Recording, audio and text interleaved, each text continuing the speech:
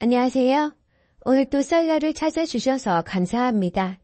영상 시청 후 구독, 좋아요, 댓글 참여는 다음 영상을 제작하는데 큰 힘이 됩니다. 오늘의 사연 시작합니다. 안녕하세요. 저는 42살에 초등학교 다니는 아들 둘을 둔 아줌마입니다. 얼마 전에 친정엄마를 하늘나라로 보내드렸어요. 그리고 슬퍼할 겨를도 없이 이혼을 하였습니다. 지금부터 저의 기구하고 한 맺힌 사연을 써볼게요. 저는 결혼과 동시에 홀 시어머니를 모셨습니다. 시어머니는 원래는 시골에서 혼자 사셨는데 이제는 장남이 큰아들과 같이 살고 싶다고 하셨죠. 결혼이 한 달 남았을 때 갑작스럽게 그러셨어요.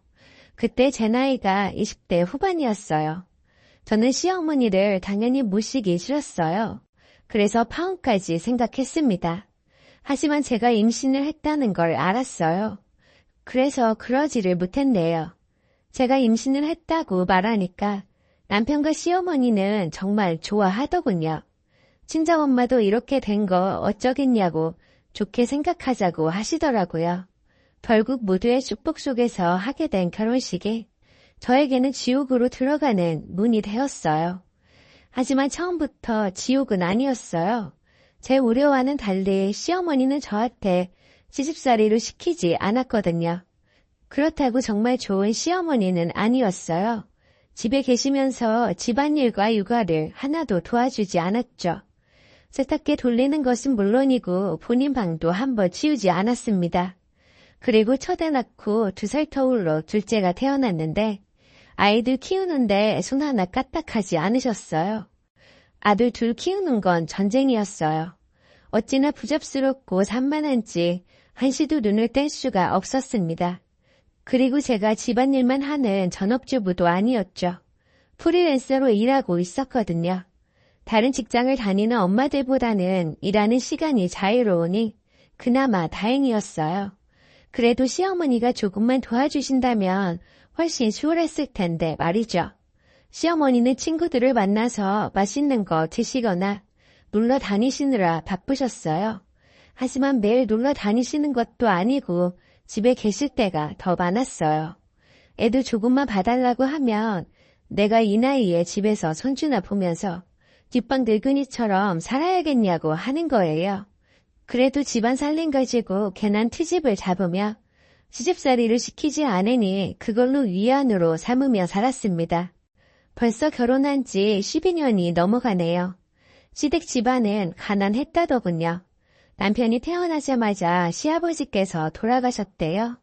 남기신 재산이 하나도 없어서 시어머니는 시골에서 남의 농사를 거들어주고 받는 품삯으로 힘들게 남편을 키웠다고 하더군요. 남편은 가난한 집안 형편 때문에 어릴 때 불효했었다고 하더라고요. 저희 친정아빠도 저 어릴 때 돌아가셨어요. 하지만 아빠는 젊어서부터 사업도 크게 하시고 할아버지한테 물려받은 재산도 많았습니다. 그래서 돌아가시면서 저나 엄마가 고생하지 않고 편하게 살 수 있을 만큼 재산을 남겨주셨어요. 저는 남편과는 달리 어린 시절 기억은 좋은 것밖에 없고요. 엄마가 아빠의 빈자리를 느낄 수 없도록 사랑으로 저를 키워주셨거든요. 처음에 가난한 남자와 결혼을 하겠다고 하니 친정엄마가 반대를 많이 하셨어요. 남편은 평범한 회사원이었고 벌이가 많은 편이 아니었거든요.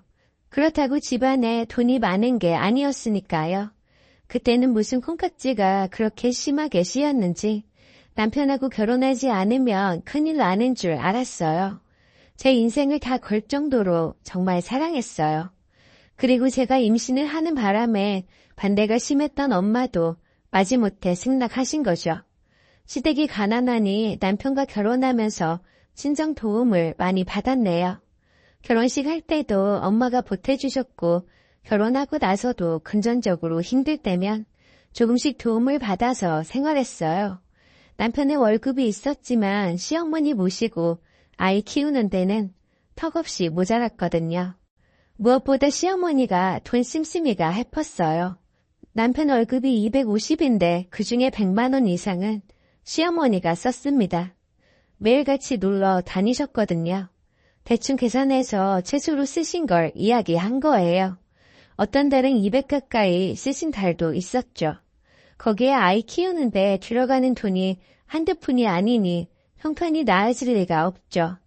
아이한테 들어가는 돈을 줄일 수는 없어서 시어머니 돈 좀 적게 쓰시라고 하면 안 되냐고 초반에 남편한테 말한 적이 있어요.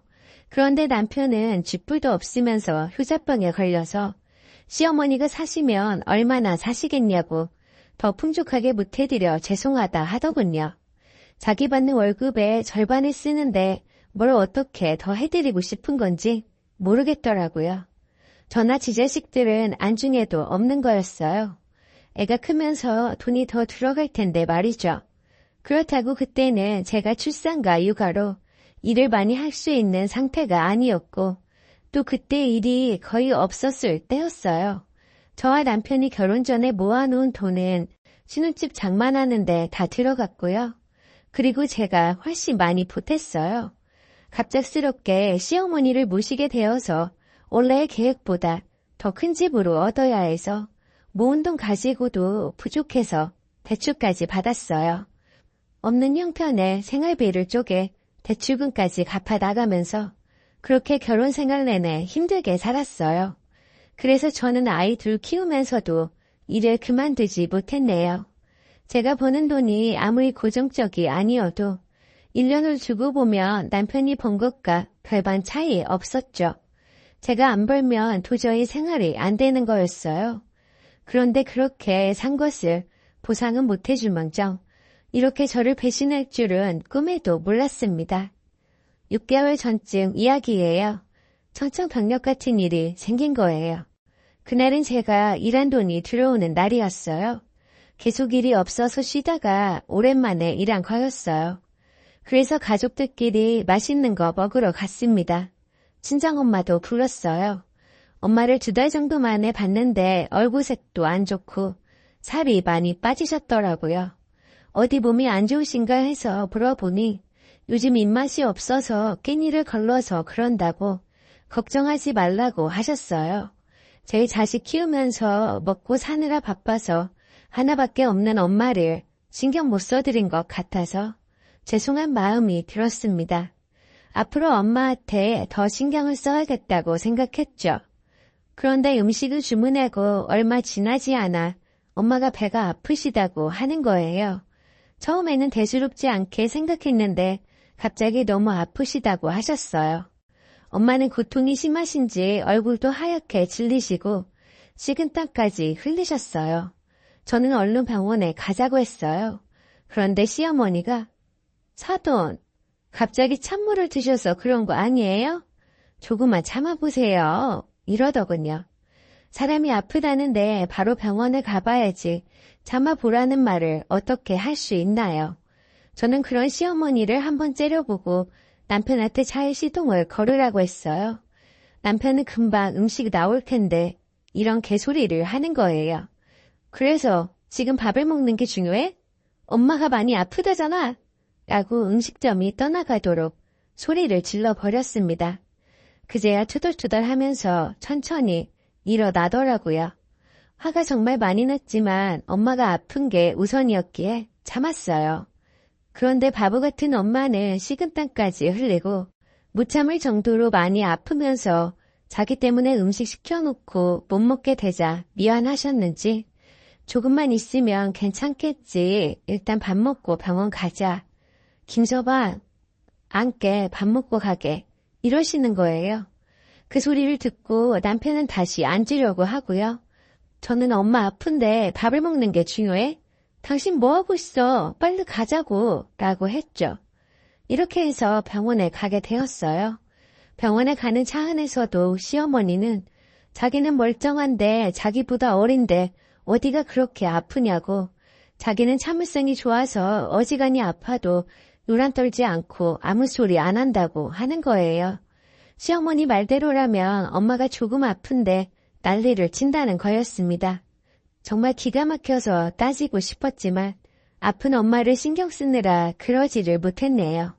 그렇게 큰 병원을 갔는데 바로 입원하라고 하더군요. 일주일 정도 여러 검사를 했어요. 그러는 도중에도 매일매일 극심한 고통을 호소하시어 강한 진통제 치료만 하고 검사에 또 검사를 하였습니다. 그렇게 악몽 같은 며칠이 지나고 엄마는 췌장암 4기 확정 진단을 받았어요. 췌장뿐만 아니라 다른 장기에도 전이가 되어서 치료라는 거를 할 수가 없다는 거예요. 그래서 퇴원하고 집에서 통원을 하라더군요. 항암 치료를 하면 고통은 줄어들지만 다른 것은 어떤 것도 해줄 게 없대요. 그래서 근처 요양병원으로 모셨습니다. 아침에 병원에 가려고 준비를 하니까 시어머니가 뻔히 어디 가는 줄 알면서 어디 가냐고 묻더군요. 병원에 간다고 하니 집안 살림은 어떻게 하려고 그러냐고 하는 거예요. 나이 먹은 자기 보고 하라는 거냐고요. 또 병원비가 많이 나온다면서 집에서 있지 왜 요양병원에 있냐고 하더군요. 엄마가 나쁜 병에 걸리셔서 오래 못 사신다는데 그게 할 말인가요? 그리고 병원비 자기가 내줄 것도 아니잖아요. 그런데 그것도 모자라서 남편 보고 너는 오래 주위에 아픈 사람 있으면 멀리 하라더라. 그러니까 병원에 가지 마라. 이러는 거예요. 너무 분해서 눈물이 나려고 하더군요. 하지만 꾹 참았어요. 제가 온다 해서 동정해줄 것도 아니었고 도리어 뭐라고 할 것 같았거든요. 모르는 사람이 아파도 안타까운 마음이 드는 게 인지상정인데 어떻게 그럴 수가 있나요? 그래서 못 참고 다 이야기했어요. 엄마가 아픈 것 때문에 어머님한테 뭐 피해간 거 있어요? 집안일 도와달라고 안 할 테니까 걱정 마세요. 저한테 엄마인데 어떻게 그렇게 말을 할 수가 있어요? 그리고 장모가 아픈데 사회가 안 간다는 게 맞는 건가요? 두고 보세요. 나중에 어머니 아프실 때 제가 어떻게 하는지 어머님도 똑같이 해드릴게요. 그때 가서 절대 후회하지 마세요. 그랬더니 남편이 옆에서 시어머니가 잘못한 걸 다 봐놓고도 저한테 뭐라고 하는 거예요. 어머니한테 무슨 말버릇이냐고요. 그래서 다 듣지 않았냐고 어머님이 말을 그렇게 하는데 내가 화 안 나겠냐고 했습니다. 그래도 그렇게 말하면 되겠냐고 하길래 당신도 엄마 보러 와달라고 하지 않을 테니 걱정하지 말라고 소리치고 집을 나와버렸어요. 병원으로 가는데 시어머니한테 문자가 왔어요. 애들을 어떻게 할 거냐고 하더군요. 정말 구제불능이었어요. 그래서 그냥 무시하기로 했어요.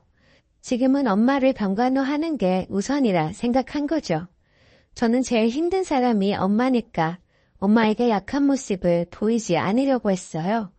그래서 씩씩하게 병실을 들어갔습니다. 그런데 엄마는 제 걱정을 하는 거예요. 제가 여기 오면 애들은 누가 보고 시어머니와 남편 밥은 어떻게 하냐고 하는 겁니다.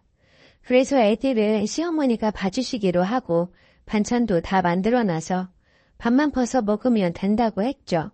또 시어머니가 자기가 있으니 집은 걱정하지 말고 엄마 병간호 하는 것에만 신경을 쓰라고 했다고. 그리고 남편도 많이 도와주기로 약속했으니까 엄마는 다른 거 하나도 신경을 쓰지 말고 빨리 나아서 집에 갈 생각만 하라고 했습니다. 엄마가 속상해 하실까봐 거짓말 할 수밖에 없었죠. 아무것도 모르는 엄마는 고맙고 또 죄송하다 라고 전해달라 하시더군요. 그날 저녁 남편이 퇴근하고 왔더라고요. 엄마 앞에서는 아무 일도 없었던 것처럼 남편을 대했어요. 엄마는 남편이 집에 가는데 저도 같이 가라고 하더군요. 엄마가 내가 여기 있으면 내가 더 불편해. 그러니까 집에 갔다 내일 와 라고 하셔서 어쩔 수 없이 남편과 같이 나섰어요. 병실을 나오자 남편이 저한테 아침 일은 미안하다고 사과하더군요. 앞으로 집안일은 걱정하지 말라고 시어머니도 도와주기로 했다고 하는 거예요. 정말 고마웠습니다. 아침에는 홧김에 그랬지만 솔직히 남편과 시어머니가 도와주지 않는다면 제가 엄마를 병간호 하는데 집중할 수 없잖아요. 남편은 퇴근하고 매일 병원에 들렸다가 1시간 정도 있다가 집으로 갔습니다. 시어머니는 애들 돌보며 집안일을 해주셨어요. 그래서 제가 엄마 옆에서 24시간 있을 수 있었죠. 그래도 애들 때문에 일주일에 한 번씩은 집에 갔고 간 김에 집안일을 하려고 했어요. 그런데 시어머니가 병간호 하느라 고생했을 텐데 뭘 또 하려고 하냐고 자기가 하면 되니까 아무것도 하지 말고 쉬라고 하더군요. 그런 시어머니가 참 낯설었지만 저는 그런데 신경을 쓸 여유가 없을 정도로 뭔가 마음이 너무 힘들었습니다. 그럼 어머니, 저 애들 좀 보다가 쉴게요. 감사해요, 어머니. 앞으로 제가 정말 잘할게요. 라고 했어요. 그렇게 한 달 정도 시간이 지났을까요? 엄마는 하루하루 말라갔고 가면 갈수록 고통이 심해져서 힘들어 하셨어요. 너무나도 슬프고 그러기 싫었지만 정말 마음의 준비를 해야겠구나 싶었습니다. 하지만 세상에는 기적이라는 것이 있으니 희망의 끈을 놓지 않고 절대 포기하지 않았어요. 그러던 중에 그 일이 일어난 거예요. 그날도 남편이 퇴근하고 병원에 왔어요. 화장실을 갔다 오니 남편이 집에 갔는지 없더군요. 엄마가 주무시고 계셔서 집에 잠깐 다녀오려 했어요. 애들이 걱정도 되고 너무 보고 싶었거든요. 그래서 남편을 쫓아 부랴부랴 나갔는데 남편이 서서 전화를 하고 있더라고요. 그래서 남편한테 가까이 갔는데 저는 남편의 뒤통수를 때려버리고 말았습니다. 남편의 통화 내용 때문이었죠. 아, 엄마만 힘들어? 진짜 나도 힘들다니까. 매일같이 병원에 다니는 건 쉬운 줄 알아? 가기 싫어 죽겠는데 나도 억지로 가는 거야. 근데 장모가 돈이 얼마나 많은 줄 알아? 죽으면 그 돈 다 집사람이 물려받잖아. 그러니까 조금만 더 참아야지. 집사람은 멍청해서 돈 쓸 줄 모르니까 그 돈 다 우리 것이 되는 거야. 몰라. 내가 언제 죽을지 어떻게 알아. 근데 오늘 보니까 상태가 더 안 좋아진 것 같아. 아마 금방 죽을 거야. 그러니까 조금만 더 힘내자고. 엄마 알겠지? 응, 금방 갈게. 정말 쓰레기 같은 모자였어요. 겉으로는 엄마가 낫길 바라는 척 하면서 뒤로는 엄마의 돈이 탐이 나서 빨리 죽으라고 고사를 지내고 있었던 거였습니다. 그걸 듣자마자 남편 뒤통수를 쳐버렸습니다. 남편은 아이씨하고 뒤를 돌아봤고 저를 보더니 기겁을 하더군요. 저는 악에 받쳐서 야 개자스가 이거 사람이냐? 오기 싫은 병원에 돈 때문에 그렇게 매일 왔냐? 너 같은 개 같은 자식도 사이라고 엄마는 자기 몸 아픈데도 네 걱정하는데 네가 어떻게 그럴 수가 있냐? 너 같은 놈을 천벌받아야 해. 라고 하고 저는 그 놈을 패기 시작했어요. 남편은 오해라고 내 말 좀 들어봐 달라고 하더군요. 내가 두 귀로 똑똑히 들었는데 어디서 개수작이야? 라고 하며 정말 인정사정 봐주지 않고 팼어요. 사람들이 몰려들었고 남편은 도저히 안 되겠는지 저를 밀치고 도망갔어요. 바닥에 떨어진 자기 휴대폰도 버려두고요. 그 길로 집으로 가서 제 짐만 챙겨서 나왔어요. 시어머니는 가증스럽게도 웃으면서 힘들었지? 어서 와 하는데 소름이 끼치더라고요. 저는 아무 말 하지 않고 방으로 들어가 짐을 챙겨서 나왔어요. 그리고 집을 나서며 시어머니에게 당신들 같은 쓰레기 같은 모자를 그래도 가족이라고 생각한 내가 바보였어요. 하지만 앞으로 그렇게 안 살 거예요. 제 눈에 피눈물 나게 한 거 후회할 거예요. 라고 했어요. 시어머니는 제 손을 잡으며 무슨 소리냐고 하더군요. 저는 그 손을 뿌리치고 남편과 통화하는 거 다 들었다고 말했어요. 이 집 살 때도 거의 제 돈이었다는 거 아시죠? 그리고 살면서 저희 엄마 도움도 많이 받았고요. 잘난 것 하나도 없는 별 볼 일 없는 아들 덕에 호의호식하고 이날까지 사신 것 같으세요?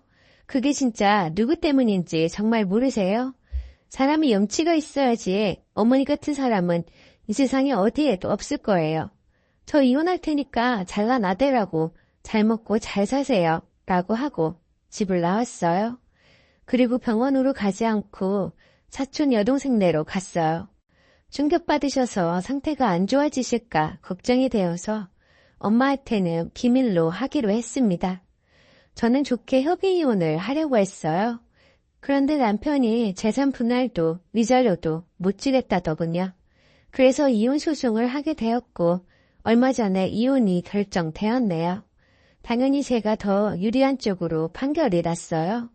그때 병원에서 남편이 버리고 간 휴대폰에 남편과 시어머니가 나눈 문자가 큰 역할을 했어요.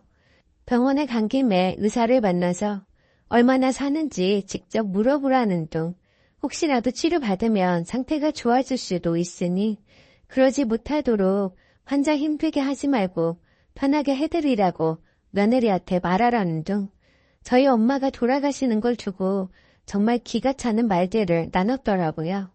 그리고 제가 집안일과 육아를 독박으로 혼자 한 내용이 고스란히 있었어요. 자기는 남편이고 시어머니인데 집안일과 애들 보는 것을 자기한테 바란다고 절대 안 도와줄 거라는 대화를 나눴더라고요. 두 사람은 저를 완전히 종 취급했던 거죠. 솔직히 자기 아들이고 손자인데 애들한테 왜 그렇게 하는지 모르겠더라고요. 애는 이쁜데 자기 몸이 힘든 건 싫어하다니 세상 살다 그런 사람들은 처음 봤습니다. 부모가 되어가지고 정말 이기적인 거 아닌가요? 그랬던 사람이 이혼할 때 애들은 포기 못한다 하더군요. 그래서 저는 두말하지 않고 그러라고 했습니다. 애들을 무기 삼아 이래도 네가 이혼할 거냐고 애들과 떨어져 살 수 있으면 해보라는 식으로 저를 협박하는 거란 걸 알았으니까요. 하지만 남편은 제가 그렇게 나올 줄 몰랐겠죠. 끝까지 애들 볼 생각하지 말라고 하더라고요. 제가 친엄마고 잘못한 것도 없는데 이혼했다고 애들 못 볼 이유가 없잖아요. 저를 완전히 바보 등신으로 알고 있는 거였죠. 아마 시간이 조금만 지나면 애들 보는 거 힘들다고 저보고 키우라는 말이 나올 거예요. 애들을 위해서 희생하며 살 사람들이 아닌 걸 저는 누구보다 잘 아니까요. 이혼하고 나니까 남편과 같이 산 세월이 후회되더라고요. 저는 아무리 힘들어도 자식들 생각하면서 열심히 살자 했는데 다 헛수고였으니까요. 그래도 남편의 실체를 알게 되어서 이제라도 이혼한 것이 다행이라 생각해요. 이혼하면서 남편한테 저희 엄마에게는 절대 말하지 말라고 했어요. 말하면 진짜 가만 안 놔둔다고 했죠. 자기도 일말의 양심은 남아있는지 병원에는 안 찾아오더군요. 엄마는 남편이 왜 안 오냐고 무슨 일 있냐고 했어요. 남편이 일 때문에 바빠서 그런다고 둘러댔습니다. 다행히 엄마는 그 말을 믿으셨고요. 엄마는 석 달 전에 돌아가셨어요. 조금만 더 사시길 바랬지만 뜻대로 안 되는 건 어쩔 수 없나 봐요. 엄마는 하늘나라에서 아빠와 함께 더 이상 아프지 않으시고 편안하게 잘 계시겠죠. 제가 이혼한 걸 이제는 아실 건데 너무 마음 안 아파하셨으면 좋겠어요. 사랑하는 엄마 너무 그립고 보고 싶어서 이렇게 글을 썼습니다. 감사합니다.